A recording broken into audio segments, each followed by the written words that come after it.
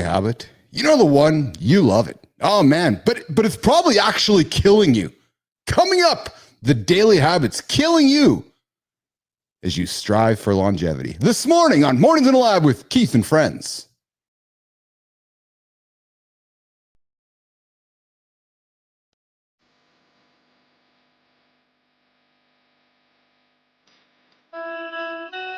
Welcome to Mornings in the Lab, where excuse when something negative comes up. Building muscle with peace. Blood flows.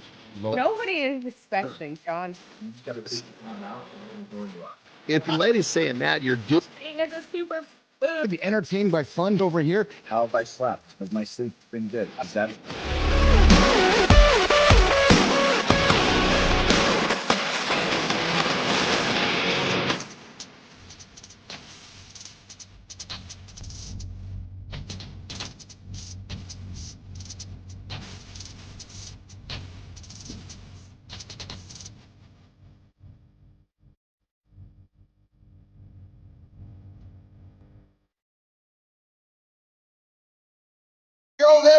There we go. You know what? It's crazy. It's crazy how hard it is to go from I need to change to I'm changing. You know, that gap isn't knowledge. No, baby. You already know what's wrong. It's action, and action hurts. Yes, you're rolling over going, do I hit the snooze button or get up? Because it hurts to get up. Your brain fights to stay accountable. Your routines reinforce those old patterns, and progress, oh, damn it, it's slowed. But here's the truth. The pain of staying the same, well, baby, it's worse than the pain of change. Because if you're stuck, you got to stop saying I need to, and you got to start saying I do. Because small, consistent action habits beat perfect planning. Today on the show, we got Stephen Mouling and the band of Misfits joining us for Center Stage. Adam House joining us. And John and Marty. The entire theme for the entire show is habits that aren't helping you, baby. Actually, these habits might be slowly killing you. And listen, reminder, this is a explicit show. We might say some bombs that might offend the kids in the room, so put the headphones in and walk them out of the room because we don't want to offend anybody. Listen, let's bring the crew into the room. Jimmy, let's keep the show rock and roll, man. We got Jimmy, we got Johnny. What's going on, boys and girls? No girls, but what's going on, boys? What's happening, baby? What's up, man? Yeah. Marty, you and I were here, and we were eagerly waiting for our friend here this morning. Well, the big guy. This trick that you're giving me to go to a different browser fucking failed miserably. That's why. Jesus Christ, you sent me down a fucking dead end path. For Christ's So sake. First of all, You're supposed to know this shit. Jimmy was even listening to our conversation. I love it. Any tech stuff, you should have hollered at me, John. I could have got you right. Keith is not brother, the tech guy. help me because what is going on? Because here's the thing. Today's show, when we get a fourth person on, I'm just going to fucking go do something else because all I do here is sit here with my thumb in my ass. I can't participate unless I just blurt something out, interrupting, having no clue what anybody's saying. Hey, Jimmy, can anybody hear me on the verticals here? I'm hearing nobody hear me on the verticals here. Is that the case? I got no sound for Keith. So, Marty, Johnny, can you hear me? I can hear you. I can hear. I'm not. Let me check the horizontal. Yeah, awesome. I can hear you. Yeah, I can hear you everywhere, brother. Beautiful. Hey, good time. Good morning, MDS Clan. Good morning, MDS Clan. Good morning, good time. Can you hear me? Good time. Let me know. Drop it in the comments if you can. What's the Sigma? What's the Sigma? What's the signal? What's the Sigma, Marty? Just ignore that, man. Is that an inside joke that I'm not? I don't know what Johnny. I'm out there too, brother. We're old now. Just ignore it, man. Speaking of old, I have something. It's telling me that I'm muted. Am I muted or what? I don't know. I hear you. I hear you. Johnny, Jimmy, can you tell me if we're muted, man? I see you there, Jimmy. I need you to check on there if we're muted on the vertical stream here. Check too. I'll check my YouTube. While we're doing that, let's see what's happening here on the stream here. While we're doing that, we're gonna get ready. So listen, guys, you're on the morning show with Keith, John, and Marty here. Mornings in the Live with Keith and Friends. The only show to get your ass out of bed. Trying to see if we got audio on the vertical feed here. I think that we do, but it's telling me that I don't. Yeah, you are muted. I'm checking it out on YouTube. Interesting. Well, shit, I'm not the only one with issues then. God damn it, you know? Okay, so here's what I'm going to do. I'm going to, Marty, keep the show rock and roll, man. I'm going to leave. I'll be back in a quick second here. All right, can they hear me? I can hear you. I don't. Right. Jimmy, let us know if they can hear me, because I don't know if they can hear me either. Yeah, I know. I don't know why Jimmy's not responding here on the text here. Jimmy, are you there, brother? Let's rock and roll, man. Let's see if we can. Maybe he can't even hear us. Maybe that's the problem here. Yeah, I don't think they can hear any of us. There's people tuned in, so if they couldn't hear, they wouldn't be staying. Yeah. So here's what I'm gonna do. I'm on the YouTube now. They can't hear us. They can't hear any of us. Okay, yeah, and it says right in the comments, this is muted. Yeah, they can't hear any of us. All right, so here's what we're gonna do. We are going to. That's an odd situation happening here. Let's see here. Let's see here, you guys. know what? It makes me fuck. I'm not the only one now. Jesus Christ. You are not the only one here at all, actually. I was just the straw that broke the camel's back. Yeah, this is actually completely muted. They can't hear any of us. So we got no sound on the vertical at all. Okay, so here's what we're gonna do here. Let's try something out here, guys. Hey, so this is fun. The fun thing is about building an airplane when you fly, is we're gonna try something here live. We're trying to put the fire out on the airplane. That's it right now. That's baby. it. Nothing wrong with that. Let's try something here. Let's try. try. Keep this bird in the air. It might be StreamYard. It might be StreamYard. Yeah, because I'm gonna do here is I'm gonna do a little. Well, StreamYard's been fucking me up, brother. There's no question about that. Yeah, it could very well be StreamYard. So let's just see here. I'm gonna try something here. Boom. All right, Jimmy, I've just popped up another feed here, Jimmy, on YouTube. Can you check YouTube on the? I got another feed happening here on YouTube here on the behind the scenes YouTube here. Marty, if you want to check that as well. Should we jump out and jump back in? We just might be doing that. Yeah. Because usually that's what like sometimes when I log in, if my shit's messed up, I just drop out, come back in, and everything's fine. Yeah. So I'm just having a check here myself here. When we drop out, refresh yard stream, so whatever glitch is in there gets thrown out. There we go. Let's just have a look here. That's the extent of my tech advice right there. Refresh. Good morning, guys. Yeah, I think that's an issue with StreamYard, man. I'm gonna look it up. Is it an issue with StreamYard? Is that what it is? I think so. Let me check. Remember, we had an issue with them a couple weeks ago. Okay, good. So, all right, so that's working there. Okay, so here's what we're gonna do. Here's what we're gonna do here. I'm going to. You guys just stay there. We'll be right back. John, are you good, man? Yeah, I'm good. So check this out. Here's this. Since we're sitting here. So StreamYard is down. It looks like. Oh, StreamYard's down.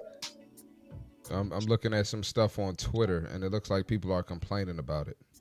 Ah, well, that could be. That definitely is a potential issue, isn't it? So my bad, Johnny. What were you about to say? I was going to say, Keith and I are trying to solve this problem of why when we have more than 3 people on, I can't hear shit. Like it's like almost like I can't participate. So Keith and I were checking the memory on my computer. There was nothing. It was my computer memory is pretty wide open. Okay. And so we put me into a different browser. So we put me through Safari, which doesn't support StreamYard. It says Chrome is what I need to get back to. So I'm sitting here. It just for whatever reason, whenever I'm on a different show, it never happens. StreamYard or Zoom. Yeah. So it's just us with the multiple streams. When I drop off the horizontal, everything is fine. Okay. We could hear you.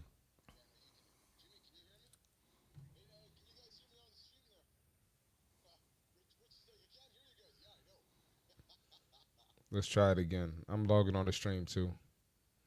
Should I jump out and jump back in also? Okay.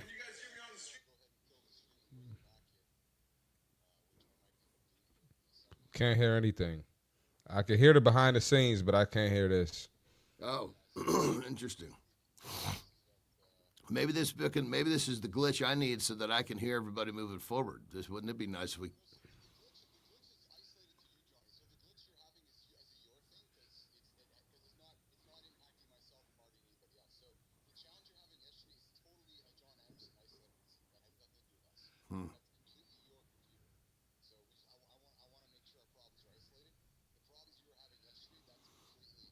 Well, for a non-tech guy, this is what I'm telling myself. This will hopefully fix my problem too. I'm going to yes, vertical still has no sound. So I'm going to okay, so I'm going to end this stream. I'm going to make a call here. I'm going to end the stream. Horizontal, you guys can still hear us, right? Stephen Mouling, I see you there, brother. We're going to end this. Can hear us? Yeah, I think horizontal can hear us here. I'm going to end this stream here, boys, and then we have the same stream up, right? So let's come back into it. I'm going to end the stream. We're going to come back into the vertical and the horizontal. Yes, let's stay in the horizontal. Stay in the horizontal. Let's leave the vertical and come back in the vertical. Yeah, exactly. Right, cool. I'm gonna end this stream on the vertical. Right. So okay, then once you end it, we'll refresh and come back. Yeah, and then I'm gonna end this stream and then I'm gonna have to start a new stream here. So, but it's the same link here, right? So let's just do that. I'm gonna end it. Hold on. Hey, Steven, we're having some troubles with StreamYard vertically. What's going on, brother? We can hear you loud and clear. Yeah, we can hear you, but the world can't hear us because we're having some technical problems with StreamYard. So we're going to get out of this vertical stream and come back here, okay? So just bear with us, okay, Steven? Hang tight. You got it. Yeah.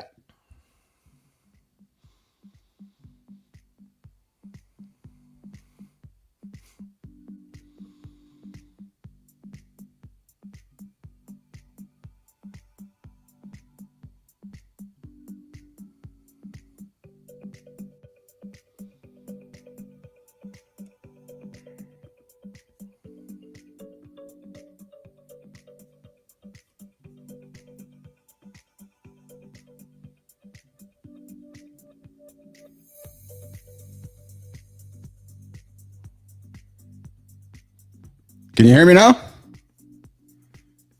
I can hear you. Yeah, we can hear you. I'm going in. I'm coming back in vertical right now. And here I come.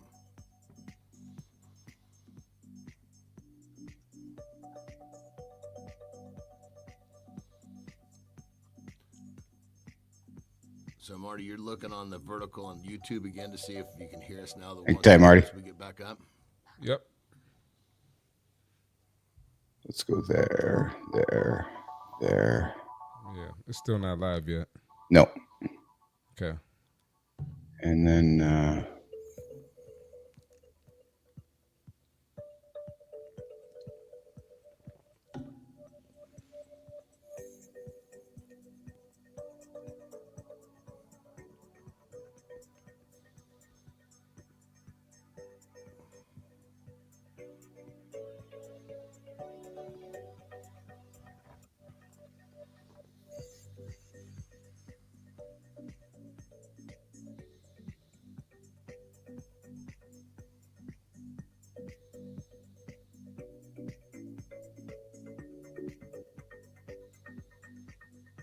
hey, Jimmy, we're live now. You want to check it out, brother?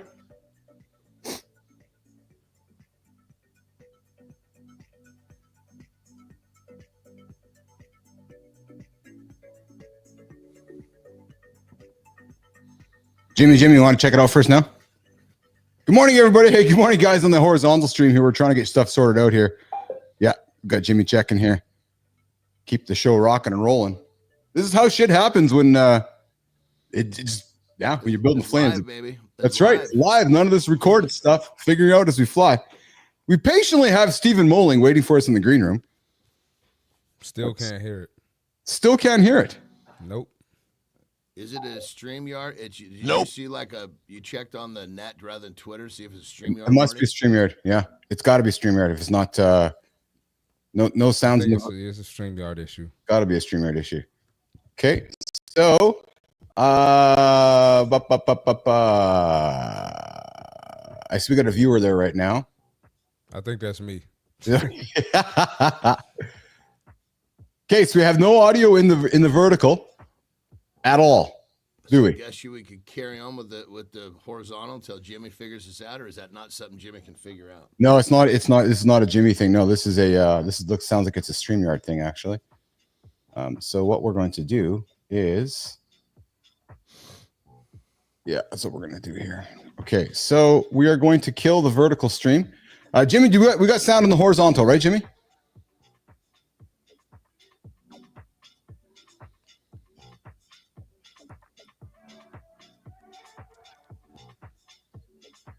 We got sound in the horizontal here. Yeah, we got sound horizontal. All right. Well, actually, I don't know that. No, I'm lying.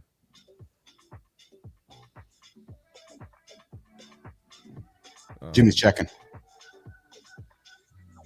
Yeah, we're good on the horizontal. Jimmy's checking. Yeah, we're good on the horizontal. Vertical's dead. All right.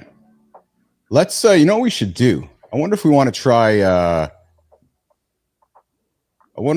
try just talking a lot here to myself. I wonder if we want to try to kill the horizontal and just do a vertical stream. Or is it the I would kill the. Maybe it's only doing one stream at a time. That's an interesting thought. Can't hurt. Yeah, I would kill the vertical though. I would kill the vertical. Yeah, we'll kill the vertical. Yeah. All right. So the problem is it impacts the business here. So we need to have the vertical working. I know it does. I know you do, Marty. It does. Yeah, it does. It does. Yep. Okay, so here's what we're gonna do. We're gonna I'm just waiting. I gotta see a comment coming from Jimmy here. So we're hoping that if we get back in only the vertical, it'll work. no, yeah, well, I don't know. Yeah, so we're gonna exit the vertical stream. We're gonna stay on the horizontal stream here today. So okay. So Stephen, Marty, Johnny, we're gonna exit. I'm waiting for Jimmy here to. I don't follow what you're saying, Jimmy. So Jimmy, we're gonna go to the horizontal stream here. We're gonna go to the vertical here because I don't think anybody can hear us in the vertical side of things. So, and then what I'm gonna do actually, I got two things. Oh yeah, that's right. I'm over here too. Yeah, we can hear you over there. Oh no. Oh, so good. Hey, what's going on? Good time. Okay, so I got folks here on the vertical stream here over here, which is good. Nothing over there. So okay, so here's what we're gonna do. We're gonna kill the vertical stream over here, and we're gonna stay on the horizontal, and then we'll keep the show going here. So, okay, so yes, Nation, I see you over here. You're on the Mornings in the Lab with Keith and Friends. We got two streams happening: the vertical stream, the horizontal stream. You guys, good time. I can see you there, brother. Thank you. And Kites Gaming, I see you there as well. So, guys, we're gonna get out of the vertical here, guys. I'm gonna get out of it. We're gonna stay in the horizontal. Okay, Johnny, Marty, we're gonna exit the StreamYard vertical stream. Steven, we're gonna exit the vertical stream and go in the horizontal. Okay, I'm getting out of here.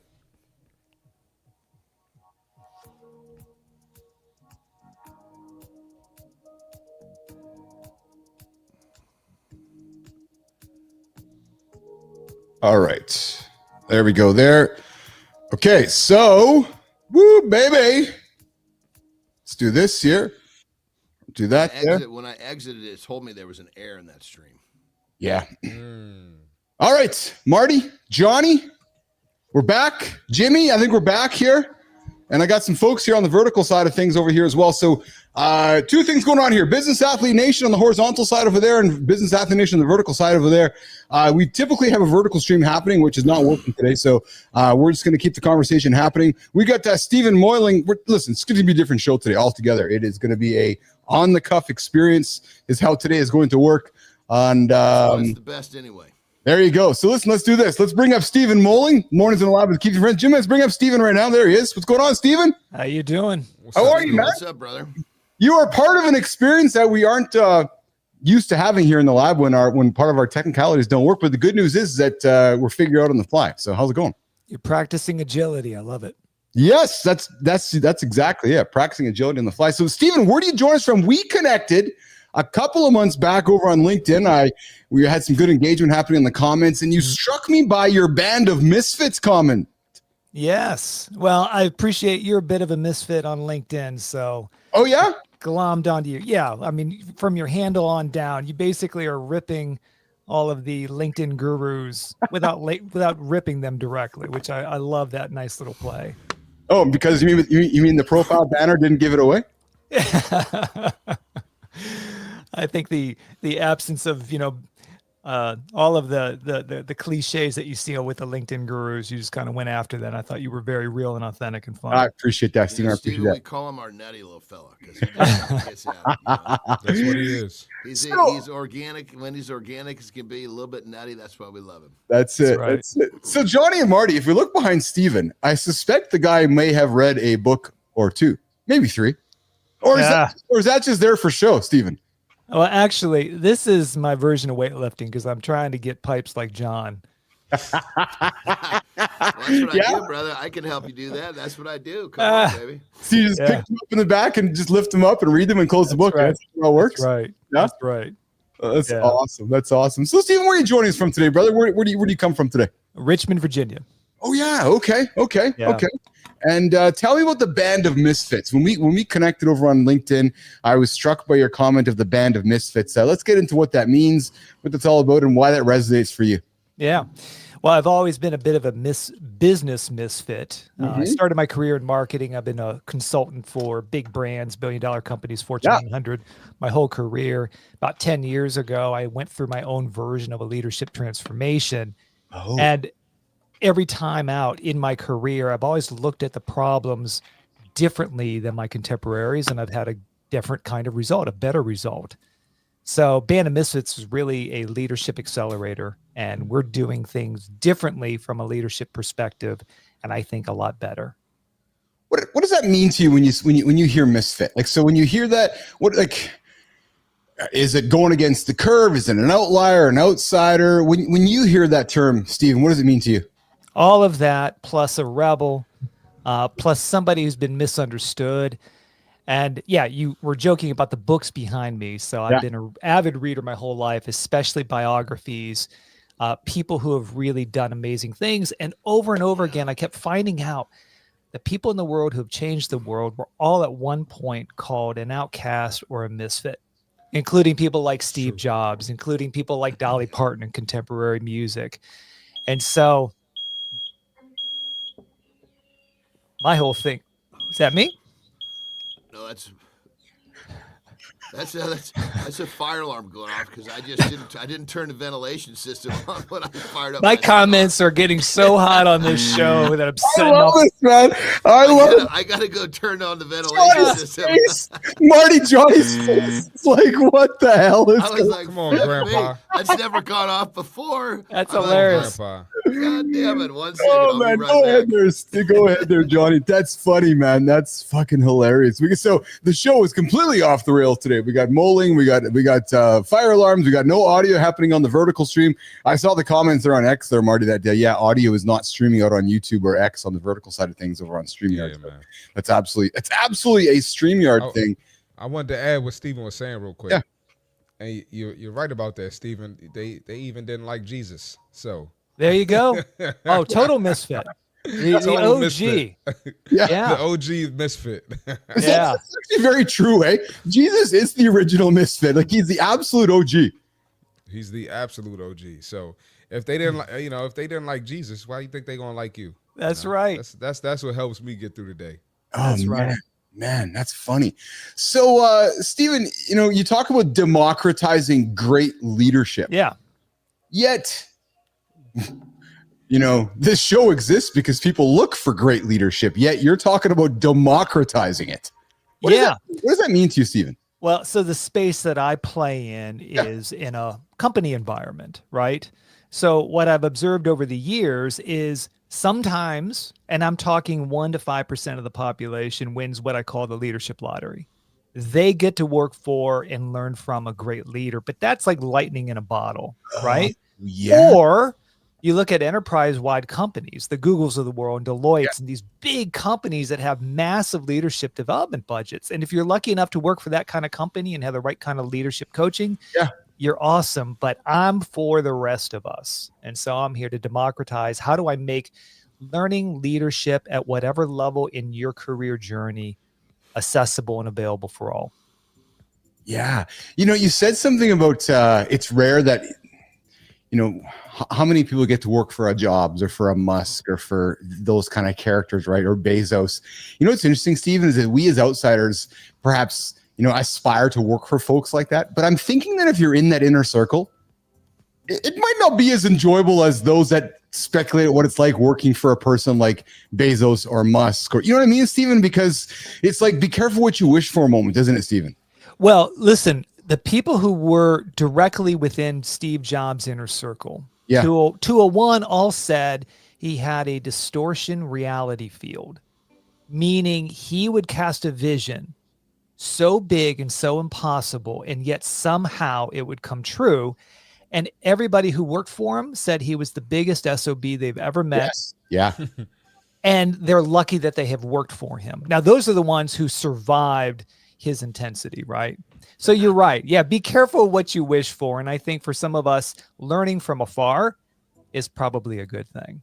Yeah, and in many ways, Stephen, the same thing's happening with Musk, right? He buys X, he goes in and cleans house, and people are all frustrated and upset with the way that he operates things and the way he runs business. Yet we all know when he dies, the world's going to revel around the great leader that Elon Musk was. And it's funny how when people are leading during their time on the planet, we're quick to revel, but then when they die, we critique. That's right. Yeah. Hence the misfit. History will tell the accurate story of what a great leader looks like. Because in the moment, what a great leader is doing, and again, this is not just if you're running a friggin' company or you're leading your pet goldfish. It doesn't matter.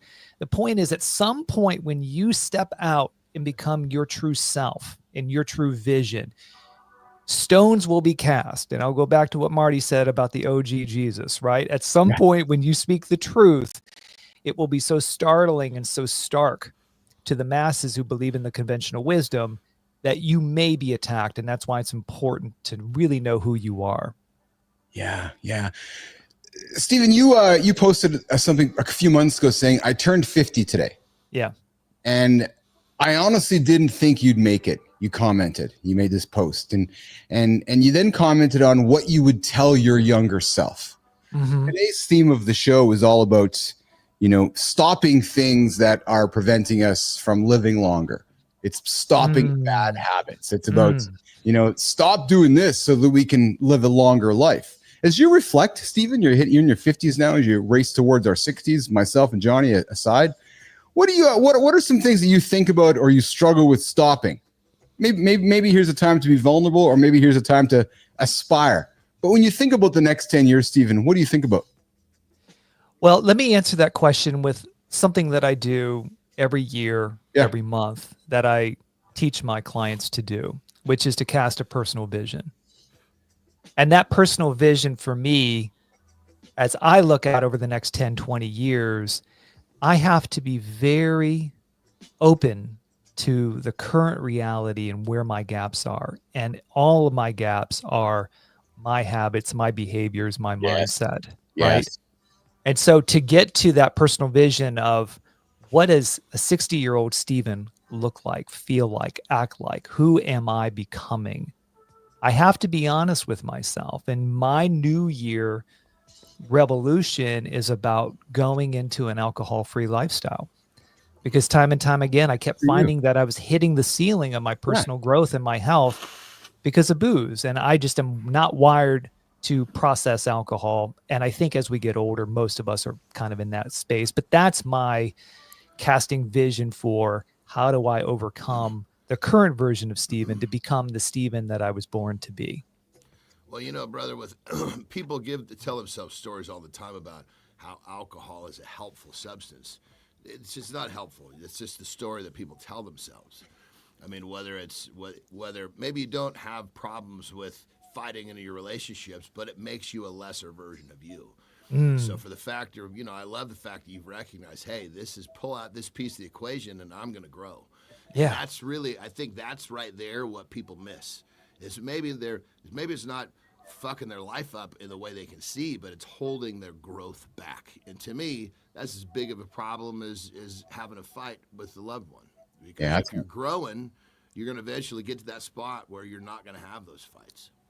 Well said, John. Input. Yeah. Stephen, thanks for sharing that vulnerability with us. You essentially publicly declared this is what your goal is, and it's a big statement to make publicly, because it's like, okay, so now you can't put that back in your mouth. Nope. So, people that mean business, that's what they do. They're not. I know, and I love that.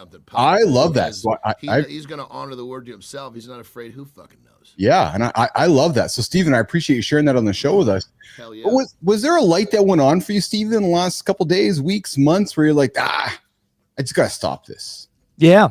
My life over the last, I'd say 3 years since I launched Banter Misfits has been amazing. The income, the relationships, the contributions that I'm making. I mean, it's amazing. But again, when I look at the personal vision, when I look at where I want to be and who I want to be, I have to look at what's holding me back. And I just kept finding over and over again that alcohol was holding me back. Like, you all are entrepreneurs. I think most of your audience, if not all of them, are some version of an entrepreneur. Yeah. There's no day off from life. There's no rest period. Yes. I mean, there's a recovery period. Yes. But it's not like I can just phone it in on a Sunday or a Saturday. So yeah, the couple drinks on a Friday night, I'd wake up, I'm just not as sharp. I'm not as clear. The mood isn't there, the physicality. And God bless. Yeah, and God bless America for wearing this Whoop, because over the past 2 months, I'm like, oh, okay. I see what alcohol is doing for me. So that was the biggest wake-up call for me. I love that, Stephen. We did a show yesterday, and it was what, I know when I'm going to die, and I downloaded this app, and I was playing with this app, and it told me I got 36 years left to live based on my current habits. Right. So you're talking about the same thing, right? Is that you had a discovery period, you bought your Whoop band, you started looking at your data, and I can just see the process, right? And you wake up one morning and you're feeling crappy after a night of drinking, you look at your band, you're like, and then it happens again, and you're like, and then at one point you're like, enough's enough, right? Am I kind of right with the journey? Is that how it kind of went? That's it. Yes. That's it. Yeah, absolutely. So Stephen, 8 years, me too.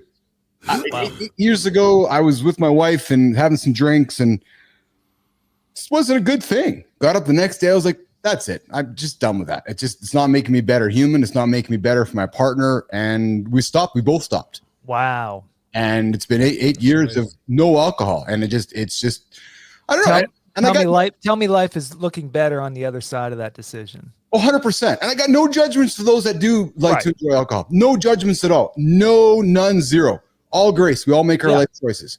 I just chose it wasn't for me. And and you know what happens too, right, boys? Is that it's like a streak, right? Once you start doing it, like, well, I can't fucking stop now. Even I'm 8 years in. So what am I going to go have a drink here? Because now I can't come onto a call next time with you guys and go, yeah, I don't have 8 years in the bank because I'm just restarting again. So it's kind of funny how that starts to work. Wow. Right. So, well, listen, we're having a little bit of technical challenges here this morning on the show. We're going to keep rocking and rolling out of here. We're going to walk Stephen out of the lab here. Stephen, will you come back when we got both things happening here and we can bring some additional energy to the show? I'd love to. Only if John's smoke detector goes off again. Yeah. Dude, that's a first, man. That's the first time this went off. Yeah. Because normally what happens, we get the show going, Keith does his thing, then I'll go and I'll hit the switch and I'll fire up my cigar and everything was so cattywampus. I lost my rhythm, and look what happens, man. I'm like Rain Man. You take me out of my rhythm, I lose. The whole thing fucking falls apart. That's awesome, Stephen. Where can business athlete, where can LinkedIn Nation find you, Stephen Mouling? You can find me on LinkedIn. And actually, my last name is a funky German name. It's actually pronounced Stephen Megling, M-O-E-G. I'm sorry. Okay, totally good. Yeah. Listen, I just learned how to say it yesterday. And you can also hit my website at welcomemisfit.com. Awesome. WelcomeMisfit.com and Stephen Megling. Yes. Right. Stephen Megling. Mornings in the lab with Keith and friends. Stephen, thanks for hanging out with us today. You, I want you to come back when we got our technical stuff sorted out so we can renew and bring the energy in and you get the full Mornings in the lab experience, okay? Love it. Thanks, guys. Awesome. Thanks, Stephen. Thank you, Stephen. All right, Stephen's gonna get out of here. Marty, we're gonna put the fit tip aside today. Because we got a bunch of things rolling around here. So we're gonna bring Adam up in the show here. We're gonna keep the show rolling here and just keep the conversation. You gotta give me a piss break. We're way off the schedule for taking a Johnny, piss. We didn't get any break. Johnny, no breaks here, man. Johnny, go for a pee break. We're gonna bring house into the show here and keep the conversation going. Adam, we're having some StreamYard issues here today. So I see you're in your vehicle. So the good news is it wouldn't work if you had the two streams to deal with today. So it's good you got you on the one. Both streams aren't working. Okay, I am on and I actually had it set up right. Come on, I did this. Now you're having technical problems. Hey, Adam, The platform is. Adam, keep shooting bricks today, man. That's all good. It is what it is. That's it. Yeah, I mean, can he shoot any other way? I just want to listen to me. I can tell by the way you pick up the basketball if you can shoot or not, and I guarantee, just show me your form right now. Do a shot. Just do one. Right. Yeah. That's it. God, bro. And you listen, you were joking at first, but that is how you would shoot a basketball. Because I saw what happened. Oh, boys. Hey, we're an exaggerated version of ourselves, Adam. That's what we when we get behind the camera, we are the exaggerated version of ourselves. Yeah, stop. Don't ever do that again. Because Yeah, I will not. leave If that I out of- yeah. Leave that in camera. if I ever see that again, that's it. You can do anything you want. Don't do that. Oh, Adam, I love you, brother. Oh, man. Listen, so we were talking last night. You're like, Bilous, what are we talking about today? I'm like, hey, man, let's talk about how tiny habits can quietly destroy a business. Adam, we both know, we've worked with guys. There's guys out there right now that wake up every single day and they're destroying their business unknowingly because of bad habits that they're working into it, right? And longevity in business isn't about surviving the big storms. It's about fixing the tiny leaks before they sink the ship. Adam, Right. what small habits are holding you back, both personally and in your business, that you're working on changing? And why do you think some businesses last 100 years while others just crumble in 10? What do you think, Adam? My biggest challenge is I am a visionary. Yeah. I know where I want to go, but I don't know exactly how we should get there. And then what happens is I set a strategy and I want to change it. So you got to have the right people around you that are like, hey, this is going to take us off path. And they have to, as a leader, you have to be able to listen to them, push back on you. That's why I have guys like Bill on my team, right? He's, steady as it goes. This is the plan. This is how we're going to do it. Zero emotion. Me, if you said run through a brick wall and we'll reach our destination, I would jump out and do that right now. I appreciate what you said, that you're a visionary. You are not afraid to pivot and iterate and go on the fly and dynamically change things. I'm the same way, Adam. Is that a fault for guys like yourself and myself as an entrepreneur? Because Adam, I'll tell you, man, I know I'm off script here, buddy, but I wouldn't have built UC had I not made a pivot. And I think good entrepreneurs notice, Adam, you're always iterating. And it's like, you're kind of going, oh, I got to iterate over there. That's a problem for some people, Adam House, isn't it? It really is, but they have to also understand that's what makes you an entrepreneur. Yeah. And what I tell people is the best mindset is test, fail, learn, grow. Test, fail, learn, grow. But where people miss out on, they test, they fail, but they don't learn. So as long as you're learning from those iterations, you'll continue to grow. We talk about failure all the time, the gym, whatever. But if you're learning from the failure, you're still a failure. That's where people miss it. They're like, I'm testing and failing every day. Yeah, well, you're a failure because you didn't learn and grow. That's actually funny when you put that. Same process, without a change. That's the definition of temporary insanity. Hoping that you're going to different outcome with the same exact action. So then, is that the most dangerous thing a company can ignore, Adam, when it comes to trying to stay competitive long term? Is that recognizing that your company is failing, but then actually not making the courageous decisions to change? You've seen them, Adam. You go to a meeting, everybody does kumbaya on the table, and then everybody gets up and leaves, and nothing changes. Right. Yeah. So, and just to build on what Jon just said, that's like a perfect, you can be test, fail, and go be insane, or test, fail, and learn. So I think the two things that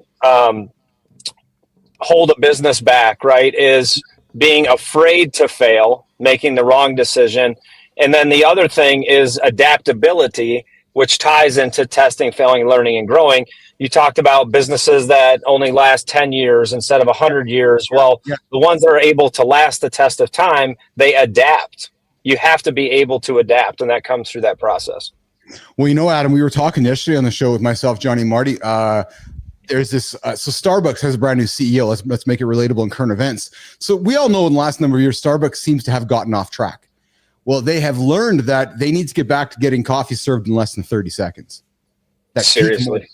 Right. So, but I bring it up, Adam, because of what you just said, which was they weren't learning from their mistakes. A new CEO comes in and says, we have to stop all this extra shit. Adam House just wants his coffee. That's just what he wants. He wants his coffee. And it was just a recognition. They ain't execute that yet. Right? There wasn't no 30 seconds. Well, you know why? Because I'm standing behind Keith while he's ordering his orange mocha frappuccino with 7 shots and whipped cream. But Adam, you're right. That's the point, right? So this new CEO came in and saying we have to stop the old habits that we've been perpetuating if we're going to take the next step as a business. And Adam, is it harder for a business to embrace uncertainty? And I look at you, brother, because you're a visionary like myself. yourself. And you're like, yeah, but Keith, I can see over there. And your whole team's going, but Adam, I can't see.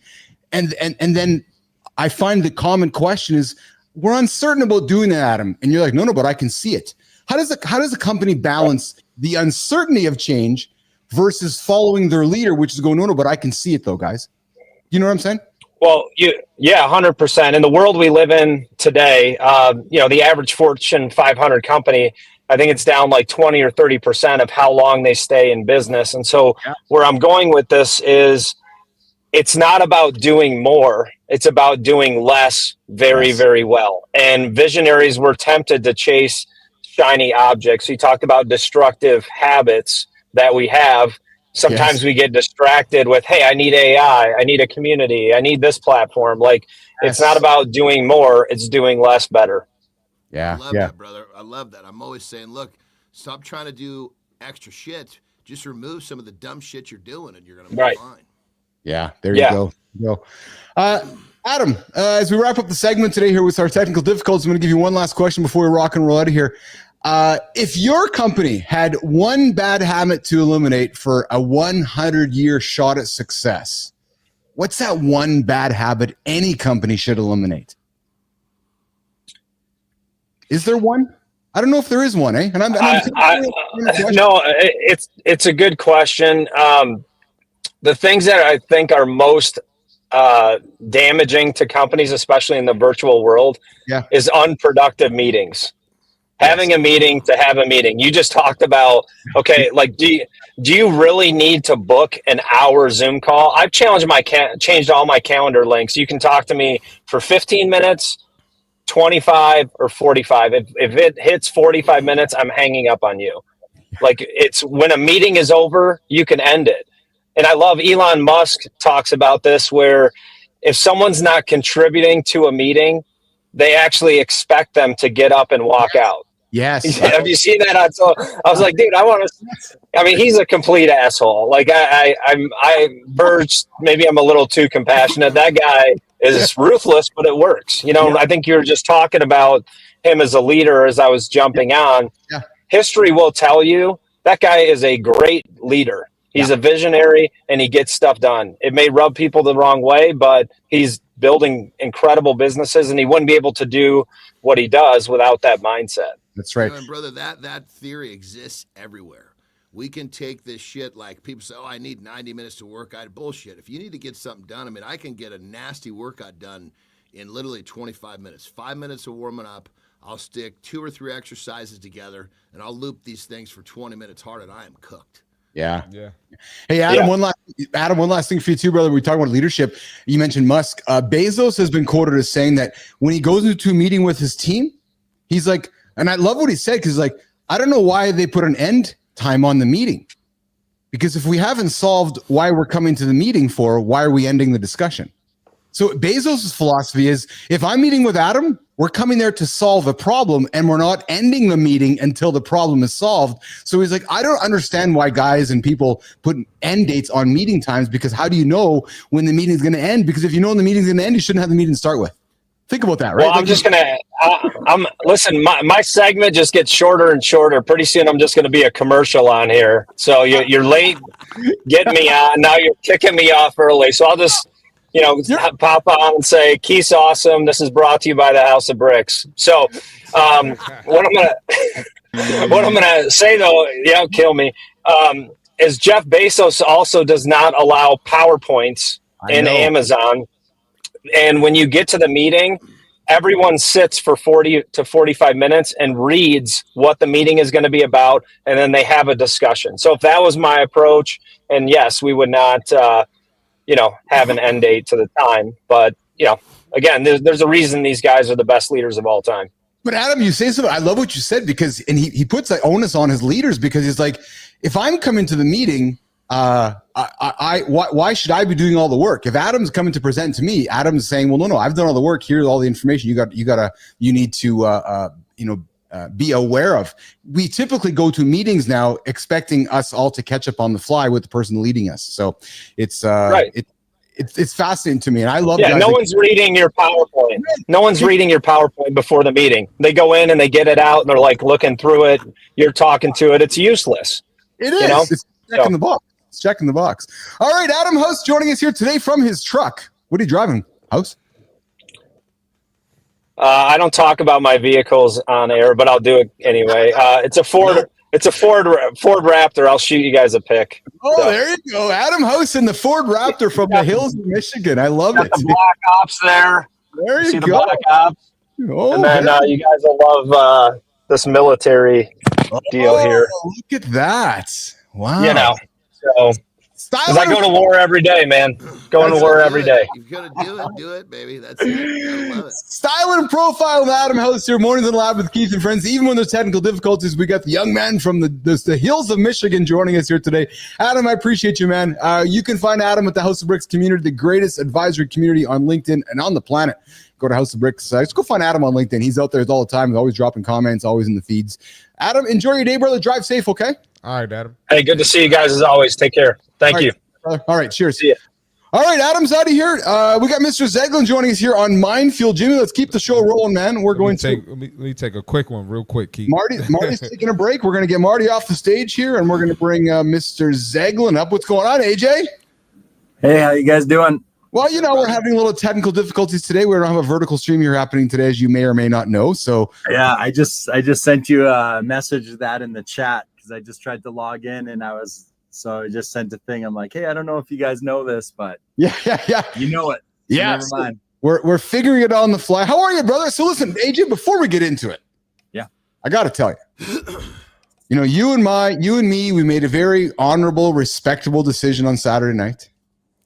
Oh God, are we back to the pork chop? We Are you still defending yourself about the pork we chop? chose the pork chop. And Mr. Zeglin, I told our two brothers yesterday on the show that old Uncle Keith and old Uncle AJ chose the pork chop. Yeah. And Mr. Zeglin, old Uncle Keith was dragged through the rakes for picking the pork chop. Hold on, AJ? let's get this straight. I said that I don't eat pork unless I know it's organic. That's the only thing I said. You know. Yeah, this is So, that is what he said. Then he Yes. tried to then what I drug him through the mud was when he tried to camouflage fucking French fries.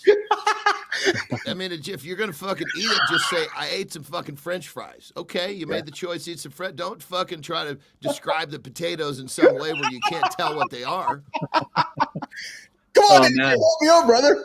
The French fries were delicious, but man, I feel for myself personally, pork is like the most. Own that shit. Yeah, fuck. I ate some French fries and they were good. Goddamn it. Oh, they What were is so somebody good. gonna say to that? I ate some potatoes and they were cooked this way and that way. I'm like, what the fuck's this guy talking about? Scallop potatoes? He's all, no, French fries. Come on, man. Just eat the motherfuckers and own it.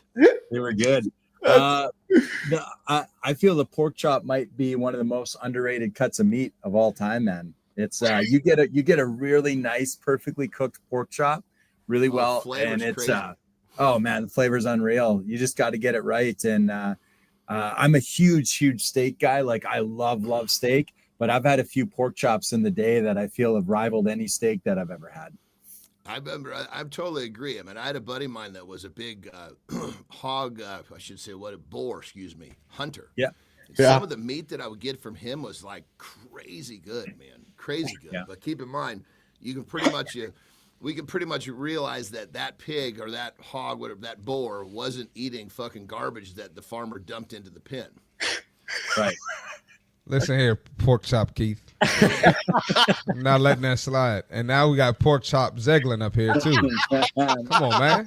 What's going on up there in Canada? You guys don't like I ain't pork got chop? no organic pigs up there, man. No, this is not about. I like pork Told chops you, too. AJ. I just like to make sure that it's a pork chop that's going to be what I want it to be. Oh Because yeah. we all know, you know that if you Google or YouTube what they feed pigs, you'll see these farmers, they got garbage trucks just dumping garbage in their pens. These bastards will eat all that shit, which means all that toxicity is stored in the fat cell, and the pork chop has got plenty of that. That's why it tastes so good. Lots of fat. Yeah. Well, this was Berkshire pork. So they are bred in a certain way, just like how you would have certain cows and stuff bred in a certain way for Wagyu Keith beef. didn't reveal that part of the deal. Yep. Shit, man. Yeah, this is Berkshire pork. Yeah, Keith ain't say all that, man. I must have forgot that part of the menu. He was so focused on the French fries, he didn't even fucking remember that it was a good pork. It was a good pig. He probably had more French fries than pork chop on his plate. I didn't realize when I started the show that I was going to have a target on my body for the whole show. So. Did he tell you about the mushrooms though? Those mushrooms were unreal. I tried to, but we were caught up in the fries. Yeah, we didn't even get there. I love mushrooms. Oh yeah, man, the mushrooms were unreal. They were good. What'd you drink, Keith? Soda? You drank some soda with it? I drank soda water, yeah, and I had one Diet Coke. Yeah, I would have been if I'm out to a meal and I'm getting a steak, whatever it is, I'm gonna have a diet soda. That to me, that's like that's a big thing. Yeah. So I had nice Berkshire pork chops. AJ had the same thing. We shared. We had a Berkshire pork chop. We had some cremini mushrooms and some French fries with and AJ crushed a little. He had a whiskey sour, I think it was AJ, and I had myself soda water. Yeah, there we go. And wonderful conversation is what it was. Yeah. Oh yeah. I can imagine. So segueing to today's conversation, which is habits that are killing us, and one of the things that's killing us, guys, is a lack of mindful eating, mindless eating.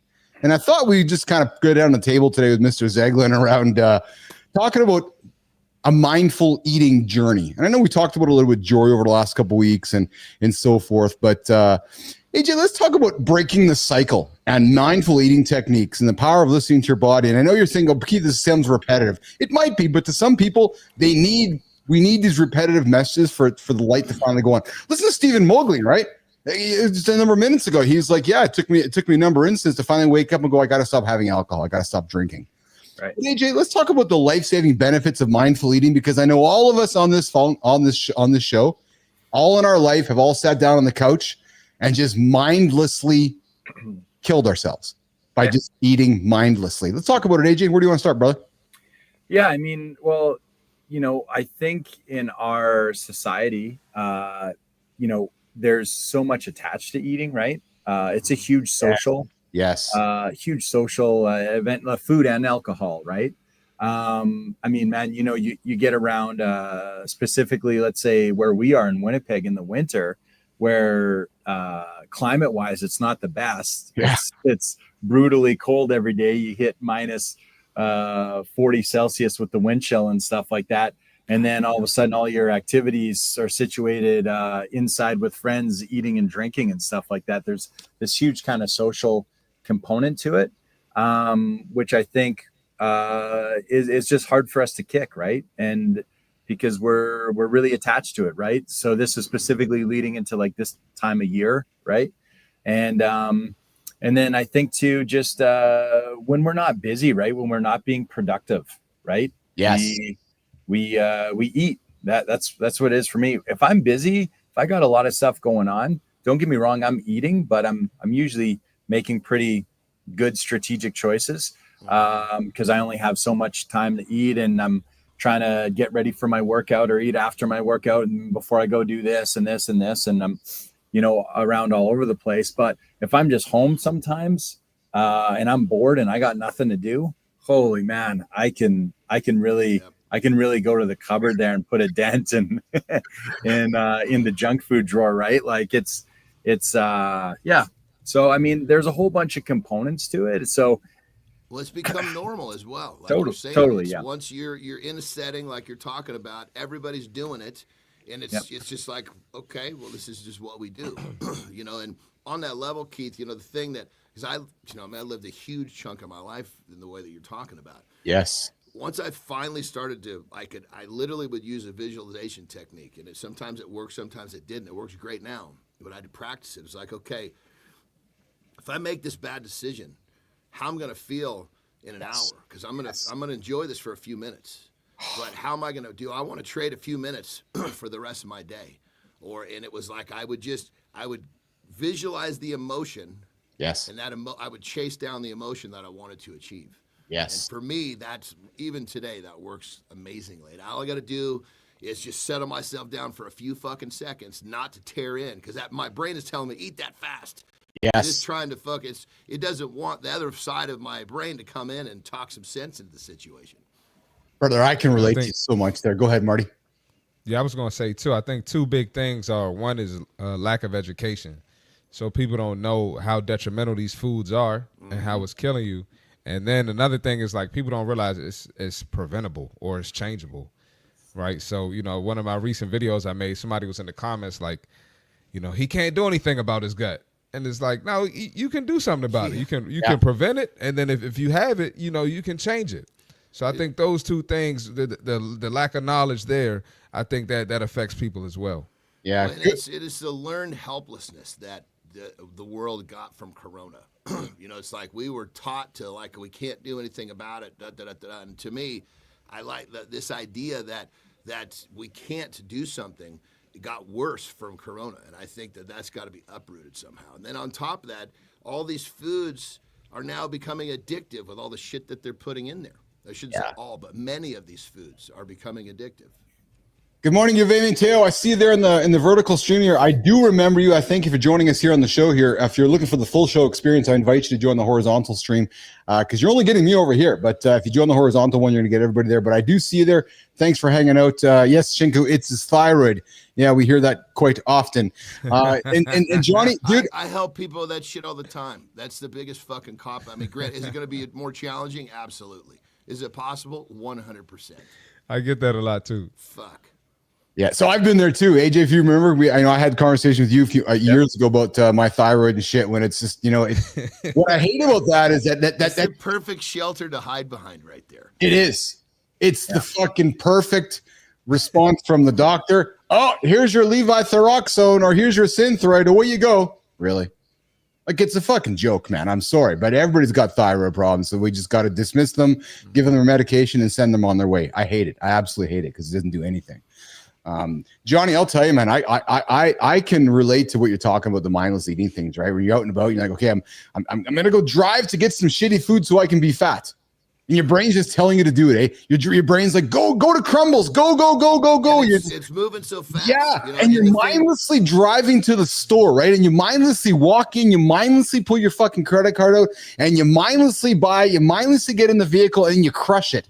And then you wake up and your brain goes, what the fuck did you just do? Well, and the thing about it, you have until that first fucking bite to get I know. yourself back off the ledge. Yes. You know? And for me, when this shit starts happening, I realize I'm in trouble. I need to slow I this know. bitch down. Yes. Because as soon as it speeds up, I know that the side of me that's not supposed to be controlling the situation has got the upper hand. I can relate to that. So AJ, let's leave some tactics for people like myself and Anderson who struggle with things like this when we get out there into the real world of, you know, trying to not mindlessly eat. Let's talk about some of them, AJ, eliminating distractions, right? Like, so you're like, but the thing I found fascinating with you, AJ, like, no, you like to be distracted because when you're distracted, you're not eating mindlessly. Yeah. For myself, like in the field of psychology, the term distraction can actually be quite positive. Outside of that, we tend to think of distraction as being something with a bit of a negative connotation to it. But in psychology, like if we can distract ourselves, we can distract ourselves in a posive way, right? The rubber band scenario I talk about, right, AJ? Yeah, for sure. And I think it's just like obviously everyone's going to be their own case, right? So when I'm working with people, they're each own individual person. But for a lot of people, I would say to sort of generalize it a little bit, it can be a bit of a coping mechanism, right? You guys are talking about that mindless stuff. And there's, you know, this idea of this immediate satisfaction of eating that bad food. And so, you know, going into the whole idea of delayed gratification and just being able to delay that, find any reason to be able to stop that in the moment. Usually it's a very strong urge. And if you could kind of ride that out and work through that, get through that, then you're going to be okay. And then, you know, the end result is you end up feeling a million times better than you ever would if you would have eaten that shit. Yes. Right. And so there's that delayed gratification, just being able to delay it a little bit, and you're going to end up being way more satisfied, way more gratification from avoiding it rather than that instant short-lived satisfaction of eating it in the moment, right? And so sometimes it could just be, again, usually when we're bored, when we're not doing anything, when we're very sedentary, we're more likely to do those things. So hey, you know, if you're sitting on the couch and you're like having this strong urge that you just want to eat a giant bag of Doritos and do whatever. Just get up and do something, move, be active, right? And As soon as you're doing sometimes I love this distraction, brother, because years ago I had a guy. He was a construction worker. Excuse me, was a superintendent. He had to wear a certain type of boots when he went on the job site. He split office and job site. He didn't like putting the boots on. He used to bitch about it. And he had a hard time not eating at night. So I said, all right, take those boots, put them in front of the refrigerator. Next time you want to get up and eat something you're not supposed to, you got to put those boots on first. And if you get them on and you still want to eat it, go ahead. I like that. Yeah. Really, eh? Just the idea of putting on the boots to get to the food was enough. Yeah. I make my clients do that. Make them put the dress in front of the refrigerator. That is the kind of stuff, though, that I want to toss out here on the show, right? Because that's a hack that somebody would not have thought of, Johnny, right? And you're saying, no. If it's fucking that difficult, put the boots on first. If you find yourself bitching about something, whatever you're bitching about, put that in front of the cupboard or the goddamn refrigerator. It'll work like a charm. Because all you got to do is put those boots on, then you can eat what you want to eat. But you're not going to put the boots on, so you're not going to eat it. And that just go to show you they're not really hungry. Exactly. Well, that's it's eating for entertainment. That's what we're talking about. Getting off the couch, going and. I mean, how many times I get to the fucking refrigerator, I'm standing there with it open like a fucking dummy. What are you doing, dude? You're not hungry. You just ate. Yes. 45 minutes ago. You're fucking bored. Yes. Oh, good. So you do that too, Jon Andersen. Wow. Listen. Let's be told. I have the same fucking problems everybody else. I pull my fucking pant legs up one at a time too. The difference is I've just created massive amounts of systems and rhythms to keep me away from doing all this dumb shit. I love it, man. I love it. AJ. Yeah. Oh yeah. I was going to say, yeah, I'll add, like, just to add to that, we're pretty in general, not all of us, but we are pretty privileged in our society that we live in today, where a lot of us have actually never really experienced real physical hunger. We experience what we call psychological hunger, Yes. right? But actual physical hunger, a lot of us have never even hit that point before, right? We're standing in front of the fridge, like Jon said, staring at this fridge. What am I going to eat?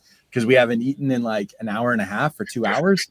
That's not real physical hunger, right? That's all psychological. And if we could find sometimes even just coping mechanisms, right? We've talked about coping mechanisms on the show before, and how they're there to try to solve a problem, try to make us feel better. A lot of times people are trying to eat to get that immediate satisfaction or gratification, to try to make themselves feel better in some type of way. Obviously, it doesn't work in the end, but that's their goal. In that moment, they just need something to make themselves feel better. So, all right, let's try to replace that with a different behavior. Instead of stuffing your face with some junk food, let's try this or this or this or whatever it is. A lot of times being physically active can help with that too, right? Do something, wake up in the morning, do something physically active, and you almost all the time will be more likely to eat a healthier breakfast than if you just slept in and rolled out of bed late, right? 100%. So, That's it. Because that behavior of not getting up when we're supposed to, then it's much easier to continue on with that same type of behavior when we're not supposed to eat it, but we're going to do it. I hit the snooze already. Fuck, I'll eat that. Whatever the fuck we're going to eat. Another little hack too is put a book in front of you got to read 10 pages of that book before you can eat that. That's plenty of time to fucking slow your brain down to make a better decision. Right. Yeah. Like it. Rick Clody jumping in and saying board eating is a disaster. Commercials during games can be tackled by pre-planning with healthy snacks being readily available. Good tip there from Rick Clody. AJ, we're after the show. We're after the hour here, brother. I know you got to rock and roll. You got a busy day ahead of you here, so I appreciate you jumping in with us today, pal. I always appreciate being here. Yeah, I love having you on the show here. AJ Zeglin here. Mind fuel, talking pork chops, talking cremini mushrooms, talking French fries, and most important, talk about putting books and boots in front of the door so you don't get fat while you're making mindless decisions. Mr. Zeglin, we'll see you on Thursday, my friend, with both streams going, and we'll get it all rock and roll again, eh? Absolutely. I look forward to it. Thank you, AJ. All right, AJ's going to get out of here. We got Shinko coming in with the comments saying, put a book in front of the cookie jar. Marty, these hacks from Johnny Andersen, man, are I would have an opus, Johnny.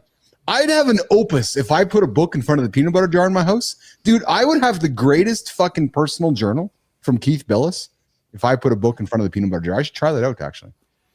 Yeah, put the boots in front of the pork chop. Simplest little things, because it's just a matter of, you know, all we're really doing is buying a little bit of time to Yeah. fucking have some sense. Yeah, it's so true. Yes, It's sir. so true. All right, so Marty, I think you probably got to rock and roll, eh, brother? You got to get out of I'm here. out of here, man. I see All y'all, right, man. Marty's out of here. Put Johnny's the boots in front of the pork chop, man. Marty, have a great day, brother. We'll see you I'm in the tomorrow. loop, brother. See you tomorrow, man. All right, man. We'll see you tomorrow. Marty's out of here. Yeah. Keith and Johnny are going to keep the show rolling here. Johnny, you going to go for a break there, brother? Yeah, I say it's about, if we give me one right now, I can roll till the end. So let's All right, you get out of here for your break. We'll come back and we're probably going to go shorter today just because of the technical difficulties here and so forth. But hey, guys, you're here with Keith Bilous, C. Marty Fit, Jon Andersen, Mornings in the Lab with Keith and Friends. The only morning show to help you guys get your ass out of bed and get you guys moving here, even on days where the technical challenges aren't happening. Adam Peters, yes. We continue the mission despite technical difficulties. That's what we do, right, Adam? That's what we do. That's what we do. We get up, Adam, and we solve problems. Adam Peters, of course, is here last week in the lab here, joining us for the Community Corner. Brother, I got a lot of respect for you. I guess you're never a former. You're always a veteran. Adam's a veteran from the U.S. military. Tunes into the show. Let's send some love out to Adam, joining us from Florida. He's got a great program. Yes, Adam, I see you there, brother, every day. I love that, man. I love that. Marty maybe dipping early. He says, yeah, Marty, hey, so Shinku, Marty's got obligations that he gets to after the second hour here, so that's where he's off to here, and I appreciate having Adam hang out with us on the show here today. Hey, listen, guys, we're talking about habits that are killing us. We're talking about habits that we wake up and we think we're doing the right thing, but actually probably killing us, right? And Johnny talks about, we go to the fridge, you want to eat that bad food. He's like, no, go put the boots on, or read a book before you do something that you shouldn't be doing. And what I find when we go through life mindlessly, we start doing things mindlessly. Those bad habits catch up mindlessly. And, over time, next thing you know, we have the big back, we have the unhealthy lifestyle, and we're wondering how we get out of it. And yes, I'm with you, Adam. Sugar is my battle as well. Sugar and peanut butter, I struggle with. I know Johnny does as well, but Dude, sugar is as addicting now. They've proven it's as addicting as fucking heroin and alcohol. yes. Yeah, it absolutely is. I know they have, and it's what's incredible, Johnny, is that we don't do nothing about it, eh? Society doesn't do anything about it. Well, Like, it's over a second. This is all part of the forgive me, I can't remember the exact timeline and don't quote me the exact details of this, but there was way back when they figured out, they did a lot of research on sugar, and they realized how dangerous it was, and they stashed all this fucking information and then basically poured it all over the fucking world, and people became addicted to sugar, and they blamed all these health problems on different fats, when in actuality sugar was the problem. Yeah, exactly. Well, Johnny, it's funny. So we got Adam coming here. So I don't know if you know this, John, but because Adam joined us during Community Corner last week here, where you were doing some travel. But Adam Peters, U.S. veteran, joined the show last week, and we're going to do some more work with him. Dude, the guy lost 100 pounds. Like 100 fucking pounds. That's a lot of fucking weight. Yeah. And you know how he did it? Check this out. Removed sugar. Right? He's like, it was literally killing me. The key was I removed sugar and I lost 100 pounds. And I got my contact lenses kind of messed up my eye. But it's funny because it's a hard decision to make. But if you can consciously remove sugar from your diet, the impact it's going to have on your body is incredible. Johnny. Well, the crazy part is 100%. And the challenge in that is you have to become a semi-food expert to figure out where all this shit is everywhere. You can't believe where sugar's hiding. And so if you really, really buckle down and you find where sugar is and you remove it, it will make a complete transformation, not only physically, it changes things mentally too. And if you make a physical, mental transformation, it's going to spread into other parts of your world, spiritually, emotionally. It's a crazy thing. Yeah. Hey, Johnny, address Shinku's comment here. I was going to pick up a can of almonds yesterday. Then I saw the label, 16 grams of fat and only 6 grams of protein. Shinku, I would invite you not to be scared of that fat. Johnny. That's an essential fat, brother. Yeah. Talk about it, Johnny. Yeah. And so here's the thing. When you're using almonds I preach almonds as I call it an emergency food. When you need to eat something and you're trying to stay away from the shit, your body is happy with essential fat. Now, it doesn't mean, eat 17 servings. It means, eat, perfect example, if you were to eat a serving and have 16 grams of fat, or even 2 servings and have 32 grams of fat, That would satiate you for a long time. It would keep you making good food decisions versus when people are too worried about the fat, they don't eat something that satiates them. Their blood sugar drops. Now they're next thing you know, now they're looking at a goddamn candy bar. Yeah. Well, Johnny, let's keep this going because that, Adam Peters jumps in. You're going to love this. And Shinku, pay attention, brother. So Adam comes in and says, it was 8 months of extreme discipline. That's what it is, nation. There's no fucking rocket science. There's no magic pills. Yes, you guys can go on your GLP journey. That's fine if that's what's going to get you started. But listen, Adam, looking at food labels and making sure that there was minimal sugar. He's like, okay, I'm going to really look for the labels and make sure it's minimal.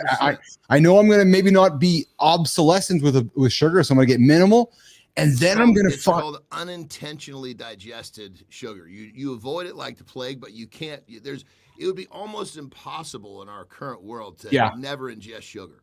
And then I love that he says with enough fiber to essentially cancel out the added sugar. Like, dude, the guy just was making those are right decisions. What I love about Adam is that, during his journey, I'm suspecting Johnny. He wakes up, he looks in the mirror. He's like, all right. And he does it again. All right. But we know how it works, Johnny, right? You got to look in the mirror and I'm using the mirror as a metaphor. We look in the mirror a number of times when finally, and Stephen Meglin talked about at the beginning of the show, is like, I'm just done with alcohol. It would be like Adam saying, I'm just done fucking looking at myself the way that I look. I don't like how I feel. He talked about it last week. And Johnny, he goes on to, he takes, organic plants to help him out, right? Like cannabis and psilocybin and so forth. But I'm telling you, he's like, I'm stopping sugar and I'm making some good decisions. And look what happens, right? The guy's down 100 pounds. Shinku jumps in with no shortcuts. And you're right, Shinku, there is no shortcuts. And Rick, when you way to go. You eat sugar. I mean, you literally, you can feel in many, like for me, when I eat it, my blood temperature goes up. I start fucking sweating. Yeah. My body is saying, hey, what in the hell are you doing here? Yeah. And so once you get away from it, it becomes much easier, just like alcohol or any other substance, if you will. It's much easier to stay away from when you create a little distance because then your body adapts without it. You start to feel better. And most people don't realize how bad they feel till they finally feel good. And sugar is a huge culprit of that. Very, very much so. And we got Rick Clota jumping in here as well. Johnny going, I learned this week that even foot and toe fungus feeds on sugar. It's true, Rick. Candida, and we talked about it yesterday with Dr. Ivan, right? Like sugar is I'm going to make it just a general flippant statement, but sugar is the root of all evils, Johnny. Well, 100%. And again, don't quote me on this, but there's some, like when they're testing for cancer, I believe, they're putting a solution into you that's got the cancer will light up when sugar hits your bloodstream. Yeah. And then strategic Adam comes back and says, and I love this, right? The shortcut is the hard work you don't want to do. But that's it, nation. It's just the hard work you don't want to do. And nobody wants to do the hard work, but that's the shortcut. So the hard work is actually the shortcut to losing 100 pounds, according to the strategic veteran, Adam Peters. Discipline is freedom. Oh, yeah. That's nice. Yeah. Because when you have the discipline to do the shit you don't want to do, you lose that 100 pounds. Now, all of a sudden, think about all the stuff you can do that you couldn't do when you were lugging around 100 more pounds on you. Yeah. The freedom is in the discipline. Most people think, oh, I don't want to make that sacrifice. Well, all you're doing without the discipline, you're creating a set of prison walls around yourself. Yes. They're just being built so slowly you can't see it. Yeah. All right, guys, let's keep the conversation going. Rick, strategic veteran, Shinku, we're going to keep the chat happening here. And Adam comes in and says, discipline is my only core value because it's the one thing that won't ever fail you. It's always there for you. I love that, Adam. You're right. Yeah, so if you're what he's saying is that so many of us have many values. I got a ton of values, but what he's actually saying is that this one value supersedes everything else because if I get this one value correct, everything else take care of itself. I love that, right? Because that's where it all starts, right? Discipline creates good habits. But Johnny, let's today's show is all about even though it's kind of off the rails with just the technical difficulties. Today's show is about stopping bad things so we can live longer and this idea of longevity. But Johnny, I found an article that talked about training after 50, 7 exercises to avoid. In other words, we're doing a bunch of things as we age, which maybe we might want to stop doing as we get older. Because I think you're you and I have been talking about this where you yourself have been making adjustments to your training schedule and how I think you said last week you did a 3-1 split. You're now doing a 2-1 split. But let's get into some of these exercises that I found from an ex-Marine that talked about these exercises you might want to avoid and offered up some safer alternatives. And what I like about this is that because you drink the same Kool-Aid, you're going to have some opinions on this. So let's talk about this for a few minutes. So 7 exercises that over 50-year-olds. So Shinku, I'm thinking Shinku. I don't know, Shinku. I don't know if you're 50 or not, brother. I don't want to throw you under the bus. I don't want to overage you. I was accused of overaging some of us last week, but 7 exercises. So Johnny, one of the ones that some trainers are suggesting we might want to stop doing as we get older, and if we enjoy doing it, and I know you're a fan of it, but maybe lean into why somebody said you might want to stop doing this, but it's burpees. Talk about that, Johnny. Well, I think what it comes down to is that any exercise, if you don't know how to do it properly, is going to be dangerous. Yes. And so, I don't honestly know why someone would say that burpees is a bad thing to do. I mean, granted, if the comment was knees and hips and lower back. So if somebody has trouble, these are the things you need to, like, for example, the reason I always have burpees in my life to some extent is because it creates massive fucking flexibility without me having to do a lot of stretching. Well, that's what I would wonder too. It's like Shinku says, the joints, right? So Shinku, thanks, brother. You're 36, man. I appreciate that. But so Shinku's right. So this trainer is suggesting that if you haven't been, Johnny, doing these things, and if you got bad knees, bad hips, bad just like anything else, there's plenty of things that you can't just dive into. You've got to basically do the precursors and the prerequisites to make sure that when you do something, it's going to be helpful. Yes, for sure. Yes. Johnny, behind the neck lat pull downs. I've done thousands of them in my time in the gym, and so have you. Is that something that we may want to stop doing? Is the behind the neck lat pull downs, because it's actually putting more stress on our shoulder capsules than we maybe have realized over time? Jon Andersen? I think what I'm hearing already is that this gentleman has created this list of exercises not to do for the person who has not really cared for himself up to that age. Okay. Yeah. Okay. Right. So again, let's go here then. So what you're saying then is that if you're comfortable doing this and you're doing it properly, you're not going to hurt yourself, right? That's what you're saying. 100%. And let's use behind the neck seated press or that's press. Next on the list, actually. It's a true story. Well, again, if your shoulders don't have the flexibility to do it, don't fucking do it. You got to create the flexibility first. Yeah. And so it's, that's one of those exercises that I'll never let go of. And I rotate those things in every so often. It keeps my shoulders nice and open and loose. But if I didn't do them for 5 years, I wouldn't all of a sudden start, trying to do something that my body didn't have the flexibility to safely do. Well, it's funny because all these things in the list are the things that I still do and I enjoy them. So it's, in many ways, it's like they're because you kept carrying them forward. Yes. So the next one, Johnny, they talk about is perhaps you might want to stop doing upright rows, because an upright row, there's no question if you actually do it wrong, it can create some shoulder issue. Okay, really? Yeah. But that's the same thing as a deadlift. Yes. Same thing was all sorts of exercises. So again, you got to kind of learn how to do this stuff in a way that's not going to, because we're doing it to better our lives. Yes. Not to make our lives worse. The squat, I'm sure, is on there. The deadlift is on there. These are all exercises that if you do them improperly, they will degenerate joints. Yeah. No, you're right. So barbell back squats on here as well. And Shinku says upright rows have hurt my shoulders after 10 reps. So what would you say to Shinku if his upright rows are hurting himself? Is he doing it incorrectly, would you say, Johnny? Is that what you're suspecting? Yeah, ultimately you figure like this. Every joint has a path that it was designed to be used in. You're doing that upright row outside the path of the joint. That makes sense? Yeah, so it does. Like, I make an example, like you see when they're creating these new neighborhoods, there's these massive yellow machines out there. They're earth movers. And they're designed to only work on dirt because their differentials, they need the tires need to be able to slip. Yes. You put one of those things on the cement and you turn a corner, it'll blow everything up because it wasn't designed to work on cement where the tires didn't have slippage like in dirt. It's the same concept. You use that machinery on dirt, it will last a hell of a long time. Yeah. You use it on the cement, it's going to break pretty quickly. The body's the same thing. No kidding. Hey, you're talking with Keith and Jon Andersen here, Mornings Live with Keith and Friends. We're just going through some exercises that you may have been doing habitually. As you're aging, you might be thinking, maybe I don't want to do these things anymore because maybe they're maybe they're affecting me negatively along the way. So we're talking about some of these exercises like upright rows and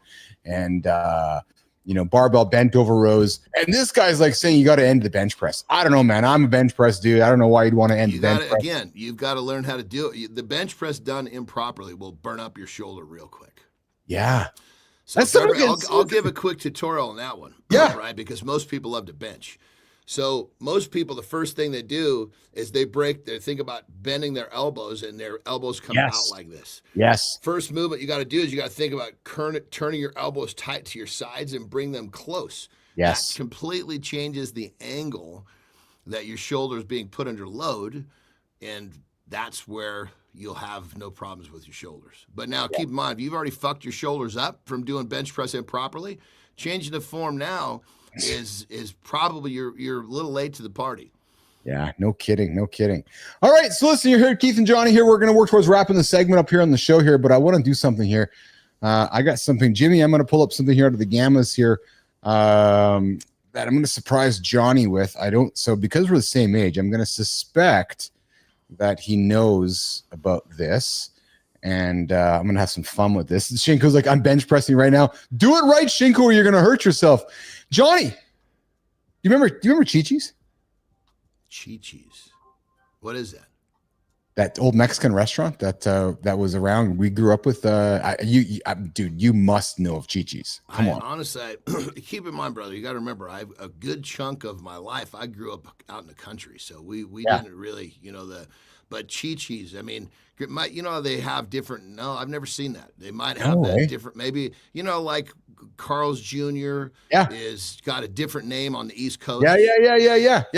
Maybe, so I bring this up. Chi-Chi's has got a different name on the West Coast. Who knows? I bring this up because I grew up at Chi-Chi's, and I know you did too, but clearly not within your world. But Chi-Chi's is making a comeback. So after 20-year hiatus, the once popular Mexican chain Chi-Chi's is set to make a grand return to the U.S. And it's fun because, it was like a cheesy Mexican type restaurant. But dude, what's crazy about it is that so it wasn't fast food. It was like a go sit down and dine scenario. Okay. Yeah, and so now that you know about it, when they come back, maybe we'll have to go have one there. But I'm telling you, so the birth of the brand's in '75. They had some rapid expansion in the '80s. 2004, they had a hepatitis A outbreak, which literally put them into bankruptcy and closed them. And they sourced it back to green onions, and it just closed. Shit. Yeah, it just closed down the entire operation, and it went from like what the right. So I brought it up because I love the nostalgia factor of it, and it's coming back into the world here over the next couple of years. Here, Chi-Chi's is coming back, and it's going to have a 2025 reopening here. So for those of you that are yearning for some nostalgia, Chi-Chi's is on its way back into the world, nation, where we all can enjoy some good old Mexicana, Americana food. See, if Marty was here, he would have Googled this and found out if we have those in America or if this is just a Canadian thing. No, it's actually an American thing. It started in America. Yeah, 100%. Oh, yeah. Really? And then, that was, that's why, I was surprised that's, but I do know that you're right. There's tons of American restaurants over there in the West California. I mean, the town that I grew up in, the closest town to where I grew up, there was not a single fast food restaurant in that town. No kidding. Yeah, I mean, it was very, very. I'm a country boy, baby. I know you are. Yeah, I know. I like that. Okay, listen, let's go, Jimmy. So here's what we're gonna do, pal. We're gonna. I'm pulling up the creator here. I'm just finding our link there for the creator, Jimmy, so we can get to this young lady on the show here this morning. Brother, I got to tell you, how nice it's been today that I can actually hear and participate all this. This is wonderful. The last couple of days, man, I've just been choking on not being able to hear. So we definitely got to get this back for me. I'm to where I've got on both streams I can hear. I hear you loud and clear here. Help me, brother. Help me. Let's do that. All right. So, okay, Jimmy, I got the horizontal coming up here, Jimmy. So we're gonna do our Jon is Canadian, Shinku. No, Jon is from California, brother. Yeah, Jon's in California. I am the lone Canadian on the show besides Flynn. Marty's from Maryland. Johnny's from California. You can tell, and because the Canadians, when they say out, they say out. See, I think we do. Yeah, 100%. 100%. Yeah. Out. Exactly. There's just a little twist you can hear. Okay, Jimmy, let's get rock and roll, man. We're going to do this here. I'm just distracted today by our singular stream here. But listen, we have a creator on the platform that I've been interacting with lately, Johnny. Met her a few weeks ago. She's a career coach and strategist helping C-suiters over 40 land faster and earn more. 122 recommendations speak to results you can expect. She's got a loud mouth. She's a loud mouth towards ageism. So she's all about, I'm not too old. I'm an advocate for us old fogies like myself and Andersen. I've been really enjoying her content on the platform. Jimmy, today's Mornings in the Lab with Keith and Friends Creator Spotlight for today, which is Tuesday, December 10th on the loop. It's going to be Lauren Grief. Lauren, we're celebrating you here today, Lauren, and we're doing a little bit of surprise. She's all about better, higher, faster, helping 400 executives land roles with a 40% or more pay increase. She's all about getting you guys the bigger, better job and helping you make some more cash along the way. She's all about the fact that when we're just hitting our 40s and 50s, Johnny, we're just getting started. So, Lauren, yeah, I'm excited I agree with that. That's good shit, Lauren. Exactly. We're here to celebrate you here today, Lauren, on a day when all of our tech isn't working properly, but it's working well enough so that we can do a good old creator spotlight here, celebrating you on the platform here, Lauren Grief. You see her. She's here just talking into the camera here. So, Lauren, you know how this works. We would love to have you on the show, join the community corner, and celebrate somebody in your orbit who you think is doing great work so we can go ahead and celebrate somebody in the creator spotlight here, Mornings in Live with Keith and Friends. Lauren Grief, keep it up. Keep championing all of us young buckets out there. PortfolioRocket.com. Lauren Grief, our creator spotlight for Mornings in the Lab with Keith and Friends today here in the lab. All right, Johnny, we did it, man. We got through the show today, even though the streams were working the best. We got it done here today. Well, you know, I think that this is actually put right in front of us so that we can literally practice the fact that shit doesn't always go the way it's supposed to, but you let it roll off your back, you learn from it, and you move forward.